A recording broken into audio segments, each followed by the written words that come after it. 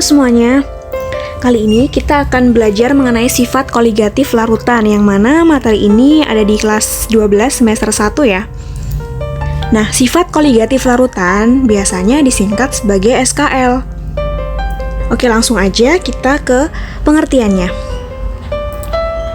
Nah, untuk pengertian dari SKL atau sifat koligatif larutan itu sendiri adalah sifat fisik larutan. Jadi Miss tulis SKL gitu ya, atau sifat koligatif larutan adalah sifat fisik larutan. Sifat fisik larutan yang hanya dipengaruhi oleh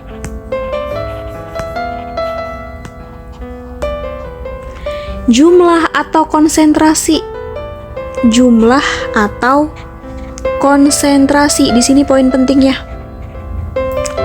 Jumlah atau konsentrasi siapa? Yaitu partikel zat terlarut.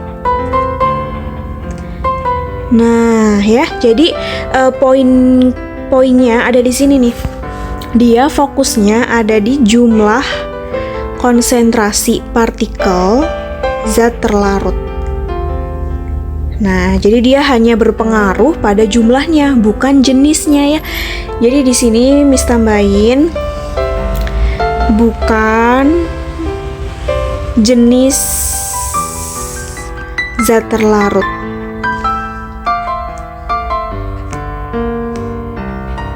Melainkan apa? Melainkan jumlah atau konsentrasi partikel zat terlarut.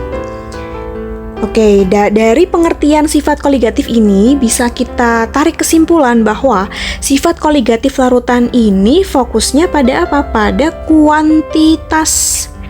Jadi dia memandang atau fokus pada kuantitas saja, bukan kualitas ya. Jadi bukan kualitas, ini kuncinya. Jadi ini bukan kualitas, melainkan kuantitas, yaitu jumlah atau konsentrasi partikel zat terlarut, yang mana bisa kita konversikan ke angka ya. Kalau jumlah atau konsentrasi kan berupa angka, nanti berapa mol, berapa molar, berapa molalitasnya berapa gitu ya. Nanti akan kita bahas lebih lanjut gitu. Nah, sebelum Miss lanjut ke jenis-jenis sifat koligatif itu apa, Miss mau review nih ingatan kalian mengenai zat terlarut dan zat pelarut. Oke. Nah, mungkin dari kalian ini udah ada yang paham apa itu zat terlarut, apa itu zat pelarut. Tapi Miss mau review sebentar, sedikit saja. Jadi misalkan Miss punya gelas kimia nih ya, berisi air. Jadi di dalamnya ini udah ada H2O-nya ya, ada airnya. Nah, ke dalam suatu gelas kimia ini Miss masukin, ini spatula ya atau sendok itu, Miss masukin serbuk CaO atau kapur. Di sini ada CaO atau kapur gitu. Nah, di sini Miss masukin, lalu diaduk. Jadilah dia apa? Jadi apa tuh? Otomatis ada yang larut dong. CaO ke dalam air tuh ada yang larut ya. Kapur ke dalam air itu pasti ada yang larut. Jadilah larutan kapur. Larutan kapur, atau kita sebut air kapur. Nah, gitu. Pasti kalian ngeh ya di sini bahwa larutan itu pasti terdiri dari apa? Terdiri dari zat terlarut dan zat pelarut. Gitu ya. Nah, dalam larutan kapur atau air kapur ini kira-kira siapa zat terlarutnya dan siapa zat pelarutnya? Nah, zat pelarutnya adalah zat terlarut ya. Di sini kita terlarut dulu, Zat ternya siapa? Yaitu si kapur atau CaO. Sini kapur ya, atau CaO atau kapur. Karena dia yang dilarutkan gitu ya. Nah, kalau zat pelarut itu adalah air. Karena dia yang melarutkan. Gitu. Atau bisa kita lihat bahwa zat terlarut itu biasanya jumlahnya lebih sedikit gitu ya. Kalau zat terlarut jumlahnya relatif sedikit. Kalau pelarut itu jumlahnya relatif lebih banyak karena dia fungsinya melarutkan. Gitu. Clear ya sampai sini? Kalau sudah paham tentang apa itu zat terlarut dan pelarut dan bagaimana membedakan keduanya, kita lanjut ke bagaimana menentukan jumlah atau konsentrasi partikel zat terlarut dan zat pelarut. Nah, misalnya ada tanya, Miss, kenapa pelarut itu selalu air? Apakah selalu air? Tidak jawabannya ya. Jadi pelarut itu tidak hanya air. Kenapa air itu selalu menjadi pelarut? Karena air itu merupakan pelarut universal. Tapi pelarut itu tidak hanya air, melainkan ada banyak ya pelarut. Ada pelarut eter, ada pelarut alkohol, aseton, dan masih banyak lagi. Gitu. Tapi memang air itu pelarut universal, ya. Oke. Nah, sekarang sebelum kita ke jenis-jenis sifat koligatif larutan, kita masuk ke dalam sifat koligatif larutan, Miss mau kasih dulu rumus-rumus bagaimana sih cara mencari jumlah atau konsentrasi partikel baik zat terlarut maupun zat pelarut di dalam suatu larutan. Jadi ada banyak rumus nih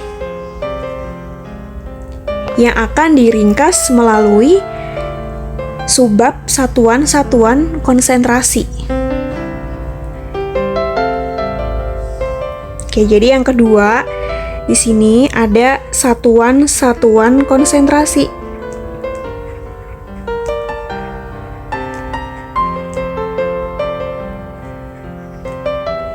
Ini penting banget kalian pahami.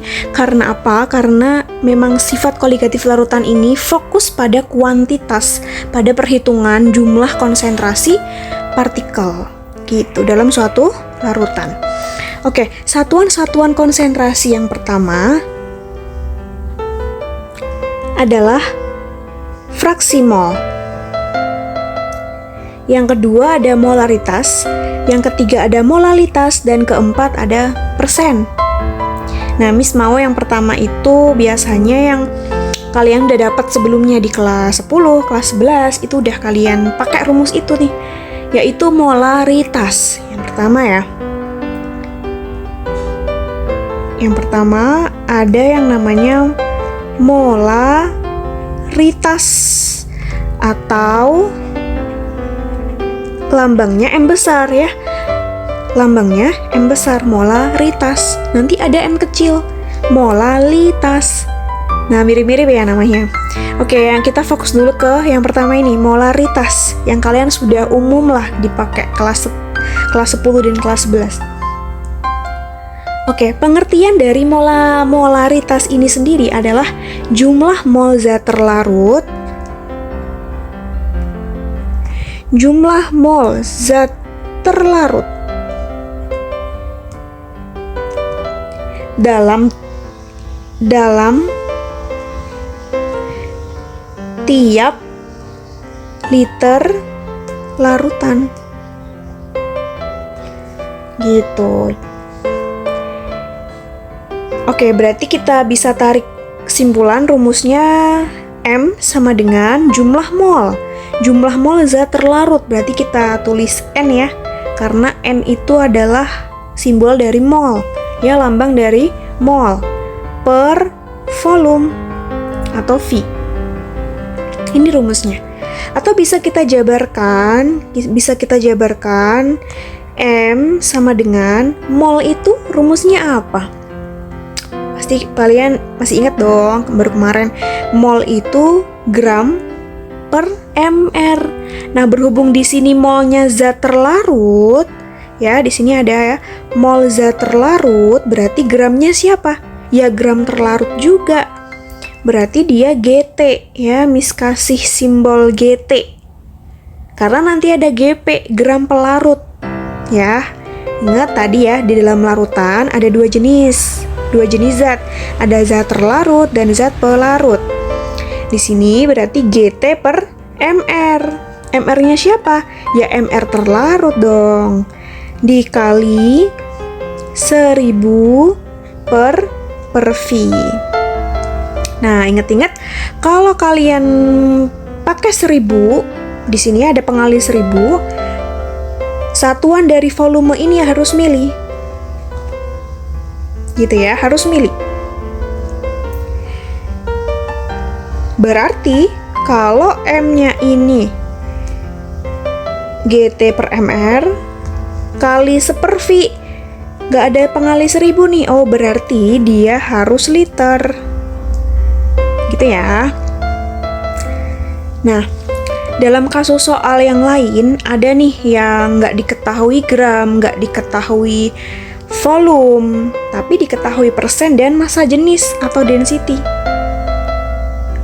Berarti pakai rumus yang satunya lagi nih. Jadi ada rumus lain ya dari molaritas, yaitu persen dikali rho dikali 10 per mr. Ini rumusnya. Jadi ada 3 ya, 3 rumus. Sebetulnya cuma 2, tapi ini bentuk lainnya aja. Oke, ini Miss tandain dulu. Ini adalah rumus-rumus dari molaritas. Kalian hafalkan ya, atau kalian cukup pahami aja pengertian dari molaritas, nanti bisa kalian turunkan ke rumus. Oke, mari kita lanjut untuk soal dari molaritas. Contoh soal dari molaritas.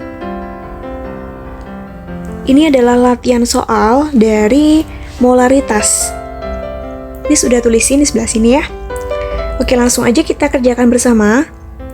Massa glukosa C6H12O6. Ini adalah rumus kimia dari glukosa ya. Yang terdapat dalam 500 ml larutan glukosa 0,1 molar. Gitu. Nah, di sini ada kata larutan glukosa. Kalau ada kata-kata larutan glukosa, berarti zat terlarutnya siapa? Zat terlarutnya adalah glukosa, ya, glukosa atau gula itu sendiri.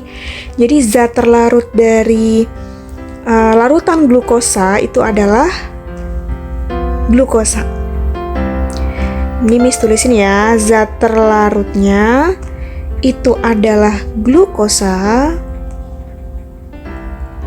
Sedangkan zat pelarutnya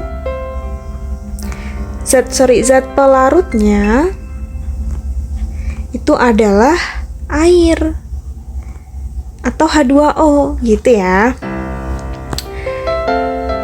Oke, meskipun di sini di soal nggak ada kata-kata pelarutnya air, tapi pasti di sini air. Kenapa? Karena air itu merupakan pelarut universal. Oke, kita lanjut ya. Kita tulis diketahuinya. Di sini diketahui ada apa aja? Ada volume larutan, berarti kita tulis V aja. V sama dengan 500 mili. Itu ya. Larutan glukosa 0,1 molar. Oh, berarti konsentrasinya atau molaritasnya sudah diketahui, yaitu 0,1 m. Gitu ya. Oke, selanjutnya yang ditanya itu apa sih? Yang ditanya itu adalah massa glukosa. Berarti dia G apa kemarin? GT. Nah, kenapa GT? Karena glukosa merupakan terlarut, sehingga dia GT. Karena nanti ada GP. Berarti kalau ditanya GP, berarti gramnya sih air gitu ya. Berarti dia GT. Oke, berarti kita cari GT itu berapa? Kita jawab. Oke, berarti sesuai dengan rumus ya. Nah, kira-kira kita pakai rumus yang mana? Pakai rumus yang 1, 2, atau ketiga? Coba, pakai rumus yang mana nih? Pakai rumus yang 1, 2, oke. 3 enggak. Kenapa 3 enggak? Nggak bisa pakai nomor 3, karena tidak ada row, tidak ada persen. Gitu ya, jadi tidak ada row dan tidak ada persen. Oke, jadi kita pakai yang 1, oke, 2, oke. Jadi bisa 1 dan 2. Kita pilih yang nomor 1 ya. Berarti M sama dengan GT per MR dikali 1000 per V. Molaritasnya sudah ada. Berapa? 0,1. Udah tercantum ya di soal. GT-nya kita cari. Nah, MR-nya berapa? Ingat tadi kalau gramnya gram terlarut, berarti MR-nya MR terlarut juga. Berarti MR-nya glukosa. Kita cari dulu di sini. Di sebelah sini. Berarti MR glukosa yaitu C6H12O6 sama dengan, oh iya, di sini soalnya Miss lupa mencantumkan AR ya.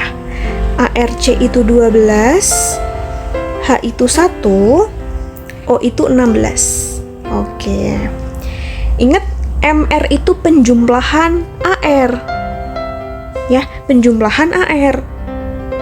Di sini C-nya ada berapa? Atom karbonnya ada 6. Oh, berarti 6 dikali ARC. Ditambah H-nya ada 12, berarti 12 dikali ARH. Ditambah lagi O-nya ada 6. Oh, berarti 6 kali ARO. Jadi 6 dikali ARC udah ada ya di soal. Atau kalian bisa cek di sistem periodik berkala yang di tabel itu ya.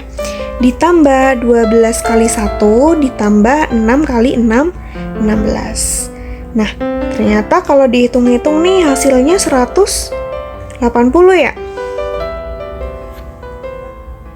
Kalau udah dapet, berarti kita langsung masukkan ke dalam rumus tadi. Berarti 180 dikali 1000 per volumenya adalah volume larutan. Kalau atasnya ada 1000, berarti volumenya harus mililiter. Oke, di soal sudah mili, berarti tidak usah dikonversikan lagi ya. Oke, berarti kita tinggal menghitung aja hitungannya. Ini 0,1, GT kali 1000 adalah 1000 GT per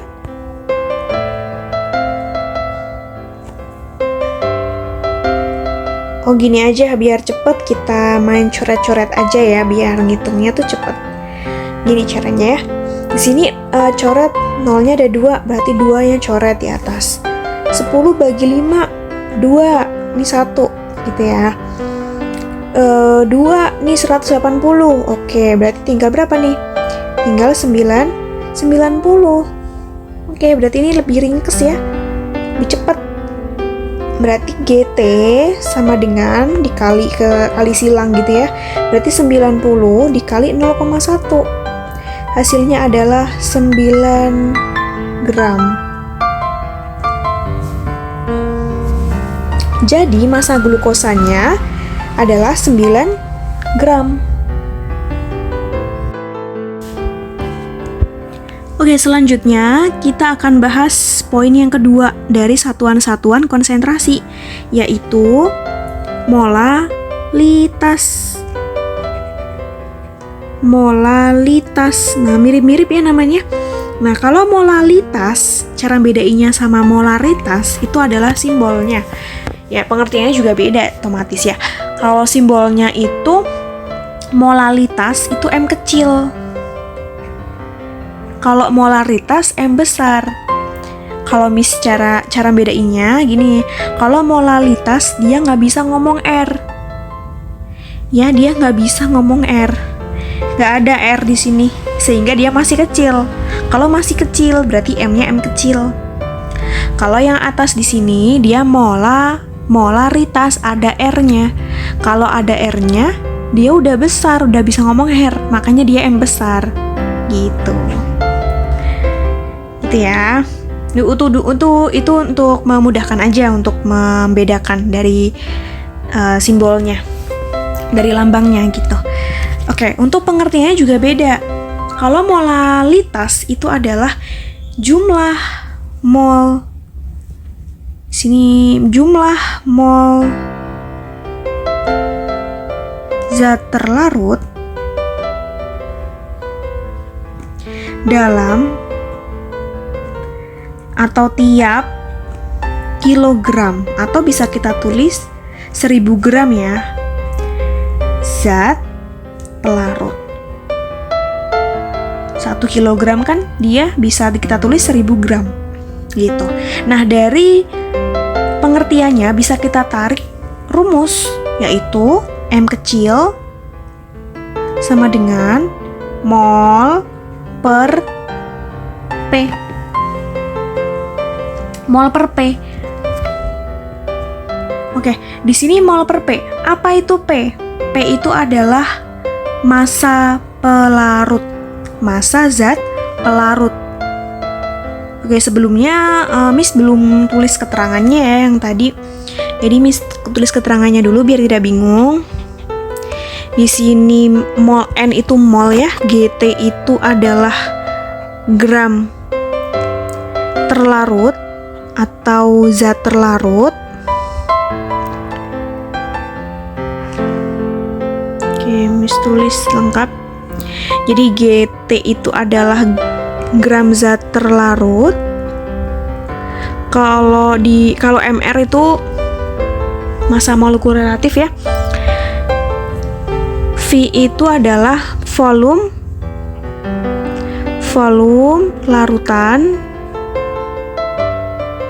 gitu. Kalau Rho itu massa jenis larutan. Kalau persen itu adalah persen atau kadar larutan atau kadar zat gitu. Oke. Jadi itu adalah keterangan dari rumus molaritas.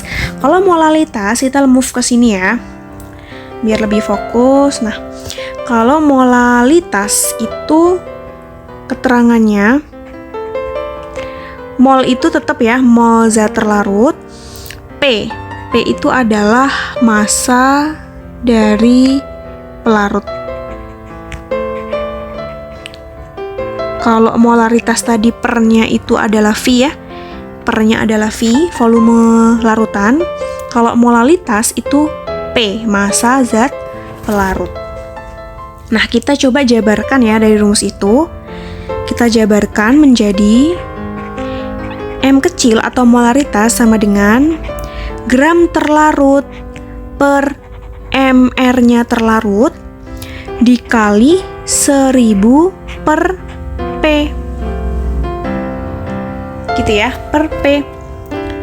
Atau bisa kita tulis juga GT per MR dikali 1/1000 P. Kalau pakai rumus ada pengali 1000, di sini satuannya gram. Kalau nggak ada pengali 1000, satuannya kilogram. Bisa dipahami ya dari rumus ini. Oke, rumusnya sudah Miss kasih tanda. Ini penting untuk dihafalkan dan dimengerti ya bagaimana pengertian dari molalitas itu sendiri. Jadi harus dihafalkan dan dipahami juga. Oke, selanjutnya kita akan ke contoh soal dari molalitas. Berikut adalah latihan soal dari molalitas. Oke, kita tulis dulu diketahuinya ada apa aja. Diketahui suatu larutan gliserin yaitu C3H5OH 3 kali dibuat dengan melarutkan 45 gram senyawa tersebut. Nah, jadi 45 gram ini siapa? Gram terlarut atau gram pelarut. Nah, berarti kita bedah dulu ya kalau masih bingung. Di sini kan larutannya adalah larutan gliserin. Larutan gliserin itu kalau kita bedah nih, ada apa aja? Ada zat terlarut dan ada zat pelarut. Zat terlarutnya siapa? Zat pelarutnya siapa? Nah, zat terlarut dari larutan gliserin adalah gliserin itu sendiri ya. Berarti C3H5OH3 kali atau disebut gliserin. Gitu ya. Nah, kalau zat pelarut berarti siapa? Oke, baca sampai selesai dulu ya. Apakah dia air? Nah, tadi kan Miss bilang kalau pelarut itu tidak hanya air. Dibuat dengan melarutkan 45 gram senyawa tersebut dalam 100 ml air. Oh, berarti zat pelarutnya itu pasti air. Jadi H2O atau air gitu. Jadi untuk cross check gitu ya. Jadi kita harus baca sampai selesai dulu. Oke, jika diketahui ini ada AR-nya, maka molalitas gliserin dalam larutan tersebut adalah berapa? Nah, berarti 45 gram tadi adalah siapa? Gram terlarut. Berarti dia adalah GT. GT-nya 45 gram. Paham ya? Kenapa dia GT? Karena dia senyawa tersebut. Berarti senyawa gliserin itu sendiri.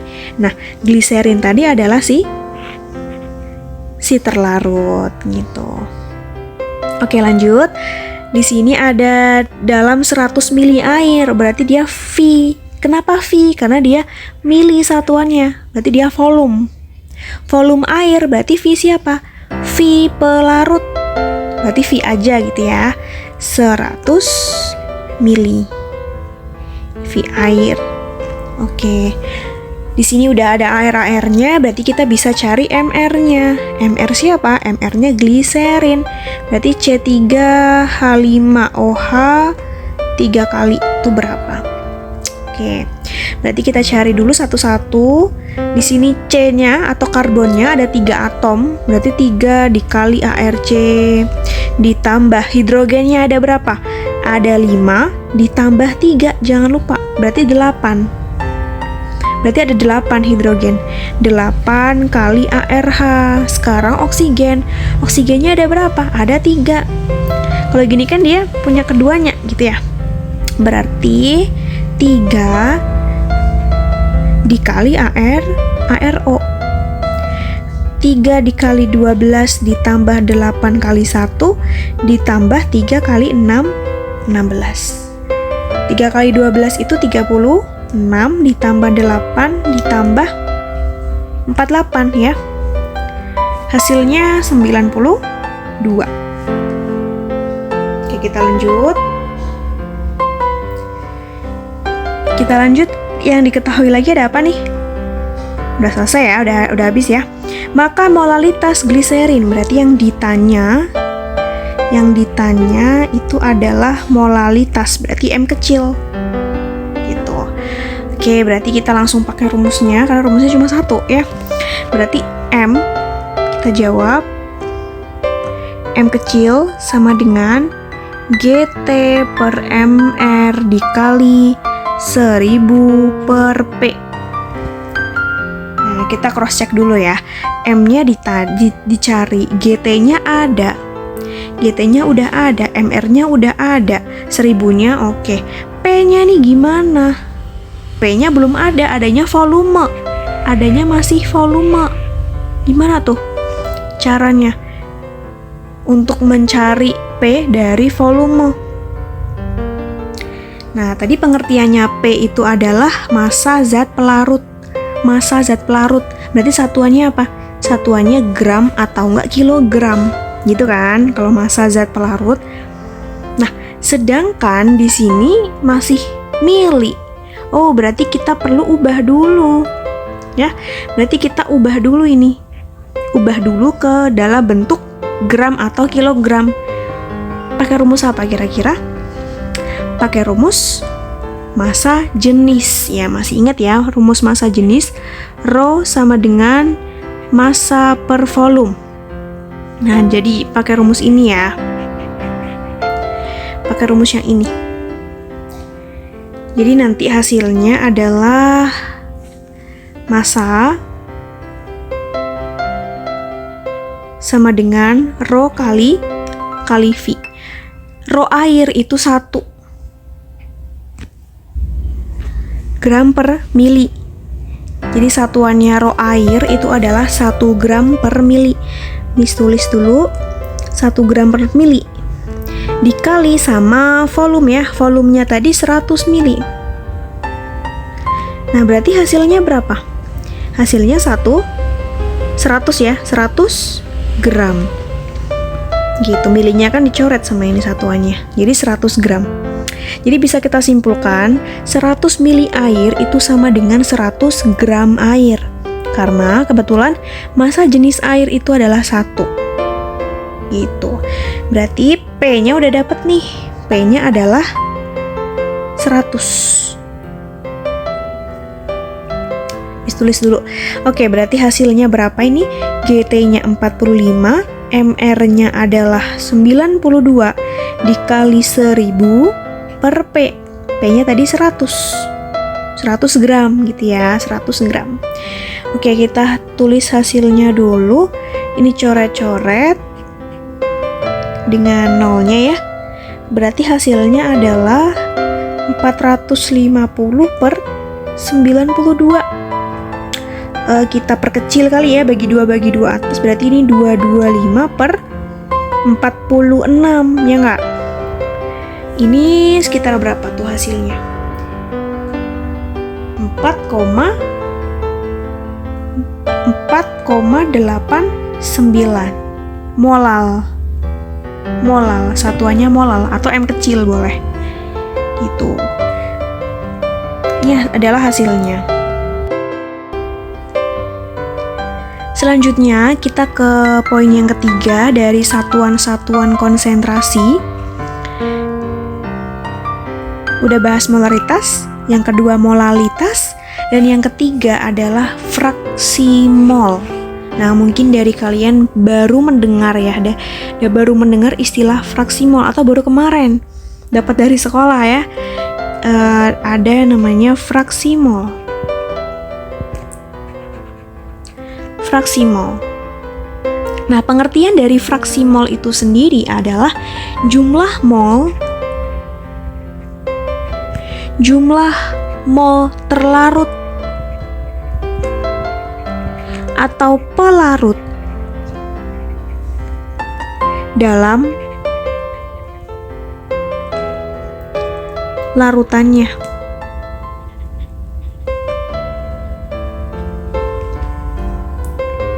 Gitu ya. Jadi dalam larutan tadi kan ada 2 zat namanya terlarut dan pelarut. Jadi fraksi mol itu untuk mengetahui bagian dari zat terlarut dan zat pelarut. Gitu. Oke, berarti langsung aja kita ke rumusnya. Rumus yang pertama, fraksi mol terlarut atau XT itu rumusnya adalah mol terlarut atau NT dibagi jumlah mol terlarut dan mol pelarut. Nah, kalau fraksi mol pelarut, yang atas juga mol pelarut per jumlah mol terlarut ditambah mol pelarut. Jadi yang bawah ini sama-sama jumlahnya. Jumlah dari mol terlarut dan mol pelarut. Ini kan molarutan ya, molarutan kalau dijumlah. Gitu. Nah, ketika XT ditambah dengan XP, jadi ketika XT ditambah dengan XP itu harus sama dengan 1. Harus. Kalau nggak 1 berarti hitungannya ada yang salah. Itu ya. Di sini Miss kasih keterangannya biar nggak bingung. Jadi ada XT. XT itu adalah fraksi mol zat terlarut. Jadi fraksi mol itu simbolnya X ya. Dia simbolnya X. Ya, kalau XP itu fraksi mol zat pelarut. Fraksi itu tidak ada satuan. Jadi fraksi mol itu tidak ada satuannya. NT adalah mol zat terlarut. Kalau NP itu mol zat pelarut. Gitu. Kalau mol ini kan satuannya tetap mol. Cukup mudah ya. Oke, kita langsung aja ke contoh soal. Sebelum ke contoh soal, Is mau ngasih tambahan dulu untuk rumus mol ya. Untuk rumus mol biar kalian itu tidak keliru. Oke, jadi di sini ada NT, ada NP ya kan? Nah, untuk rumusnya NT, untuk rumusnya NP itu sebenarnya mirip seperti rumus mol ya. Tapi kalau NT itu mol zat terlarut. Nih langsung aja Miss kasih rumusnya, yaitu GT, gram terlarut dibagi MR. MR-nya MR terlarut ya. Menyesuaikan. Kalau mol pelarut berarti dia GP. GP per MR-nya pelarut. Kalau pelarutnya air berarti MR-nya MR air. Gitu ya. Jadi harus diperhatikan juga rumusnya. Kalau mol terlarut berarti pakainya gram terlarut, MR terlarut. Kalau mol pelarut berarti gramnya gram pelarut, MR-nya juga pelarut. Oke, kita lanjut ke latihan soal. Oke, di sini ada latihan soal tentang fraksi mol. Kita baca dulu sambil kita tulis diketahuinya ada apa aja. Fraksi mol larutan 3,2% naftalen. Nah, di sini ada persentase atau kadar zat ya, atau kadar larutan. Berarti kita tulis dia adalah persen. Persen sama dengan 32%. MR-nya, MR naftalen ya, berarti dia MR-nya terlarut atau MR-nya pelarut nih. Oke, berarti kita tentukan dulu siapa pelarut, siapa terlarutnya. Nah, di sini ada kata-kata fraksi mol larutan 3,2% naftalen dalam benzen. Dalam benzen.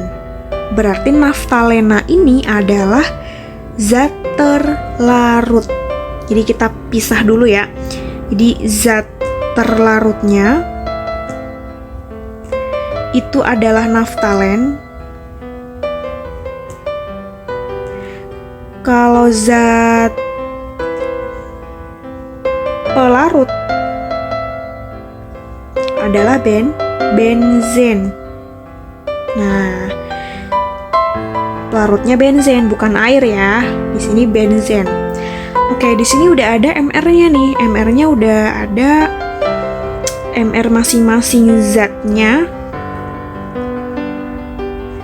Miss tulis di bawahnya ini aja ya biar nggak ketukar. Berarti ini 128. Di sini MR benzennya 78. Sedangkan kadar larutannya adalah 3,2 ya di sini ya. 3,2%. Gimana nih caranya? Yang ditanya adalah fraksi mol larutan 3,2% naftalen, berarti yang tanya XT, fraksi mol terlarut atau fraksi molnya naftalen. Gampang banget ya caranya ini. Caranya adalah kita bikin pemisalan bahwa di sini ada 100 gram larutan. Jadi kita kasih pemisalan di bawahnya aja. Di sini misal kita jawab ya, Misal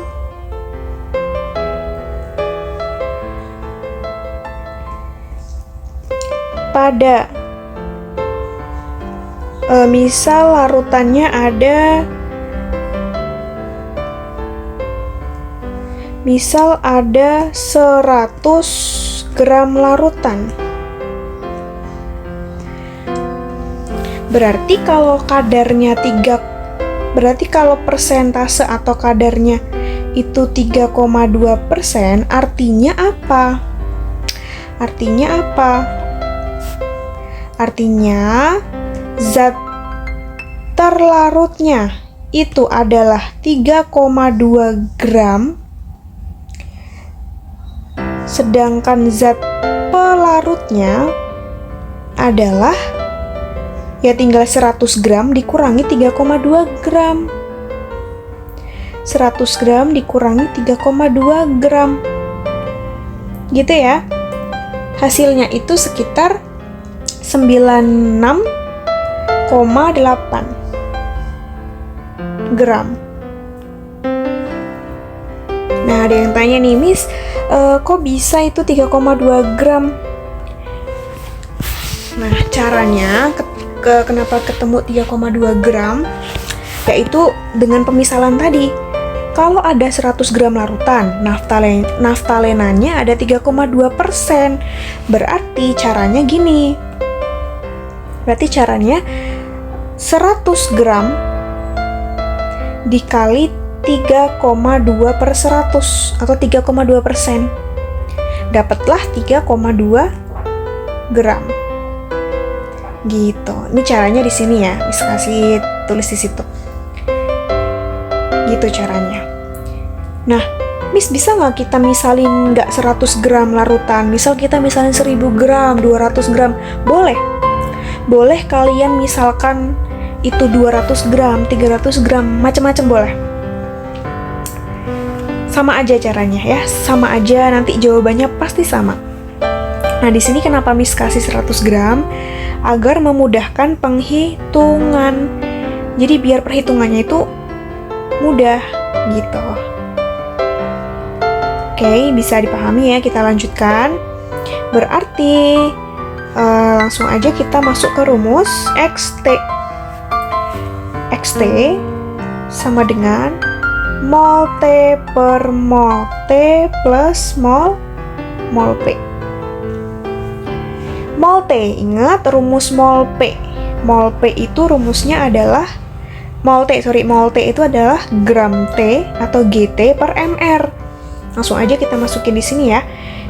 Gramnya tadi adalah 3,2 ya, terlarut tadi, per mR-nya 128 dibagi 3,2 per 128 ditambah 96,8 per, nah mR-nya benzen tadi diketahui juga ya, yaitu 78. Oke, kita coba hitung 3,2 dibagi 128 itu sekitar 0,025 per 0,025 ditambah 96,8 dibagi 78 itu sekitar 1,24. Ini bisa kalian hitung pakai kalkulator ya. Ini memang kebetulan angkanya agak susah untuk dihitung manual karena kebetulan angkanya agak ribet ya. Tapi biasanya di soal-soal yang serupa itu angkanya mudah, bisa dihitung pakai manual. Oke, berarti hasilnya adalah 0,0197 atau bisa kita bulatkan menjadi 0,02 gitu ya, 0,02 tanpa satuan karena dia fraksi. Oke, berarti kalau kita ditanya fraksi molnya si benzen atau XP bisa ya. Oke, berarti coba Miss kasih tambahan. Kalau yang dicari itu XP, itu berapa? Kalian nggak perlu masukin ke rumus kayak gini, NP per NP plus NT, nggak boleh. Maksudnya boleh, tapi lama. Jadi kalian langsung aja pakai rumus cepat, yaitu ketika XP ditambah XT itu harus sama dengan 1. Ingat rumus ini. Harus 1. Oh, berarti kalau dicarinya XP, berarti rumusnya gimana? 1 min XT, ya nggak? Ya kan? Berarti sama dengan 1 dikurangi 0,02. Hasilnya 0,08. Gitu. Jadi dalam satu larutan terdapat 0,02 bagiannya naftalena dan 0,08 bagiannya benzen. Tuh, ada yang mau ditanyakan nggak ya? Bisa dipahami?